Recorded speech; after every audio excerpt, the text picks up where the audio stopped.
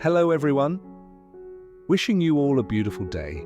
Today, we're diving into episode 2 of James and Diep's journey. This time, things take a dramatic turn as their dreamy trip to Dalat turns into a race against time. Love, danger, courage, and a beautiful twist away. If you enjoy stories full of emotion and adventure, don't forget to hit that subscribe button and turn on the notification bell so you won't miss any of our upcoming videos. The rain fell softly over the misty hills of Dalat as James stared out the window of the police outpost. He hadn't slept all night. Diep was still missing. The strange note still crumpled in his jacket pocket. The flower bracelet in his hand, the image of the man in the greenhouse, the one who attacked him, burned in his mind. Every second felt like a weight pressing down on his chest. The police were doing what they could, but James knew he couldn't just wait around. He had to act. Diep was out there, somewhere. And every hour she remained missing was another step deeper into danger. James went back to the homestay to collect her things. He scoured every notebook, every page of her journal. Diep had made notes about the local flower markets and an old French villa on the outskirts of town, once used during colonial times. She had circled a name, Vuon Ngoc Lin, a flower farm tourists weren't usually allowed to visit. It was the same name he'd seen on a wooden sign before being attacked. It couldn't be a coincidence. He took a motorbike and rode out through the fog-choked roads. Every twist and turn of the path led him farther from the town centre, deeper into pine forests and quiet hills. Eventually, he reached a crumbling stone gate with rusted iron bars. Faintly, a sign, Vuon Ngoc Lin. The gate was slightly ajar. James pushed it open. The path beyond led through overgrown rows of greenhouses. Everything felt abandoned, yet watched. James kept his head low, his footsteps quiet. Then he heard voices, male, muffled, speaking in short, clipped tones. He ducked behind a wooden cart. From his hiding spot, he saw 2 men loading something into the back of a black van. There were crates covered with tarps, but in the middle of them he spotted what looked like a pink scarf. Diep's. His heart pounded. He reached into his jacket for his phone. No signal. Carefully he pulled out his camera and took photos of the license plate. But just as he turned to sneak away, a twig snapped beneath his boot. Silence. Then shouting, "Hey, who's there?" James bolted through the rows of flowers, leaping over fences, ducking beneath branches. He didn't look back, only ran. Bullets cracked through the air behind him. One hit a tree just inches from his head. He stumbled, rolled down a slope, and landed in a ditch by the road. The van sped off in the opposite direction. Later that evening, bruised and bloodied, James showed the police the photos. "Recognize that van?" he asked. The officer, a middle-aged man named Dung, narrowed his eyes. "That's not local. We've heard rumors. An organized trafficking ring smuggling girls through flower farms in Lumjong and Kontum. We've never had proof." James slammed his hand on the desk. "Well, now you do." Dung nodded. "We'll launch a raid, but they move fast. If she's already been taken north—" "I'm not waiting for a raid," James said through clenched teeth. "I'm going after her, tonight." "You'll get yourself killed." James stared back. "If I don't, she might." Back at the homestay, James packed a small bag, map, flashlight, cash, camera, and a photo of him and Diep from earlier that week.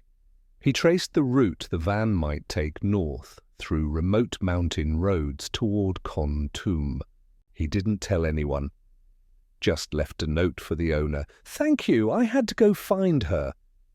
And then he was gone, riding into the dark. The next morning, high in the hills, James stopped at a roadside cafe. An old man with sharp eyes noticed his bruised face and foreign accent. "Looking for someone?" the man asked in slow English. James hesitated, then nodded. "My fiancée. She was taken. A van, black, Nien Gok Lin." The old man sipped his tea. "That place, bad people. You go alone?" "I have to." The man stood slowly and walked into the back room. When he returned, he held a folded map with hand-drawn markings. "They use old logging roads," he said, pointing. "Here, they stop sometimes before crossing the border." James took the map, stunned. "Why are you helping me?" The man's eyes darkened. "They took my niece. Years ago, I never found her." By nightfall, James was deep in the forest, riding on narrow dirt paths lit only by his headlamp. The engine of the motorbike sputtered on the steep hills. Just when he thought he might collapse from exhaustion, he saw something in the distance, dim lights through the trees. He killed the engine and approached on foot. Beyond the clearing was a wooden compound, fenced, guarded, and dimly lit. A camp of some sort, trucks, shadows moving, and a small shed with a metal door. He crawled closer through the underbrush. Suddenly a voice crackled from a radio nearby. "Transfer delayed. Girl still inside." James froze. His breath caught in his throat. "She's here." He scanned the area.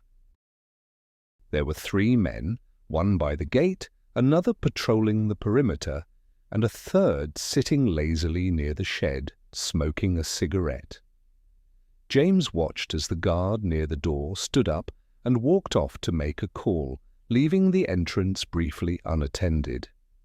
His mind raced. No weapons, no backup, but if he waited too long, she might be gone forever. James reached into his backpack, pulling out a small flare he had brought in case of emergencies. He had one shot to create a distraction, get inside, and find Diep before it was too late. And so, with his heart pounding and the darkness pressing in, James took a deep breath and moved. The night wrapped around James like a heavy cloak as he knelt in the underbrush, eyes fixed on the compound. Every breath he took was slow and calculated. He had one shot, one chance to get her back. He lit the emergency flare and tossed it toward the fuel barrels near the edge of the camp. With a sudden crack, the flare burst into blinding red light, smoke hissing as it ignited dry leaves. Shouts erupted. "Fire! Over there!" Guards scrambled, flashlights flickered. In the chaos, James sprinted across the clearing and slipped behind the shed. He reached the metal door, locked. He pulled a thin crowbar from his backpack and jammed it between the frame and the latch. With a grunt, he forced it open. Inside was dark, silent until he heard it. A faint, muffled sob. "Diep," he whispered, stepping inside. She sat slumped in the corner, wrists bound, a bruise forming on her cheek. Her eyes widened as she saw him. "James!" she gasped, voice hoarse. "Is it really you?" He ran to her, cutting the ropes with a small blade. "I'm here. I've got you. Let's go." She threw her arms around him, clinging tight. "I thought I'd never see you again." "You never have to feel that again," he said, holding her as if he'd never let go. They slipped out the back, weaving through trees, avoiding the panicked guards distracted by the fire. James had parked the motorbike in a dry gully. He helped her on and they took off, engine roaring through the mountain silence. The road back was treacherous, but adrenaline kept them alert. By dawn, they reached the outskirts of a nearby village where James had spotted a local police checkpoint days before. When the officers saw the bruises on Diep and the photos James had taken, everything changed. A full task force was dispatched that afternoon to raid the compound. James and Diep, wrapped in blankets and sipping hot tea at the station, sat silently as the officers briefed them. They were planning to move her across the border tonight, Officer Dung told James, shaking his head. Another few hours, and she would have vanished into thin air. Diep clutched James's hand. Her eyes were glassy, exhausted, but filled with quiet strength. "You saved me," she whispered. James gave a tired smile. "No, we saved each other." Back in Dalat a few days later, the fog still hung low over the pine-covered hills, but the world felt different, brighter, softer, safer. They returned to the old homestay, the one with the garden Diep had loved. The owner, an elderly woman with kind eyes, burst into tears when she saw Diep walk through the gate. "Thank God Kombe Van Kon's song." That night, James and Diep sat together on the balcony, watching the mist drift lazily over the rooftops.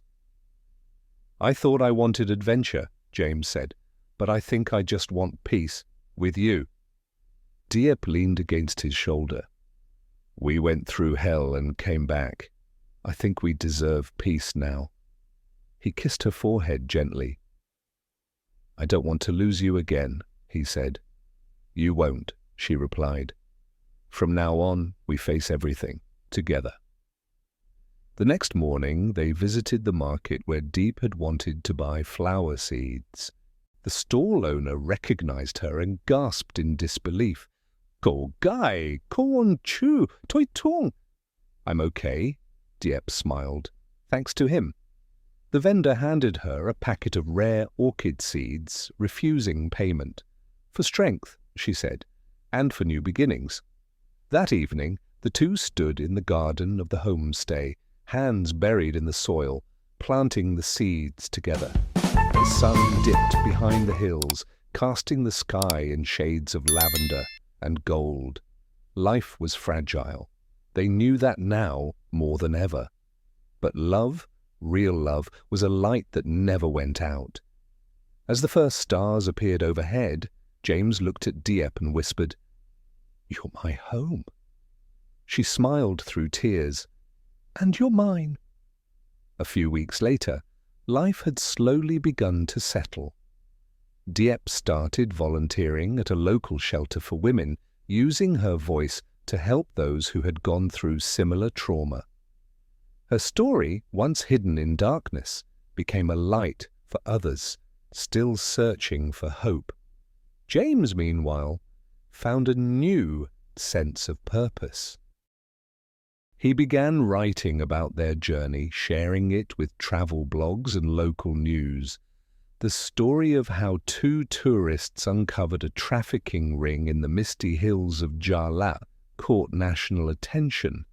Offers came, TV interviews, documentaries, but they turned most of them down.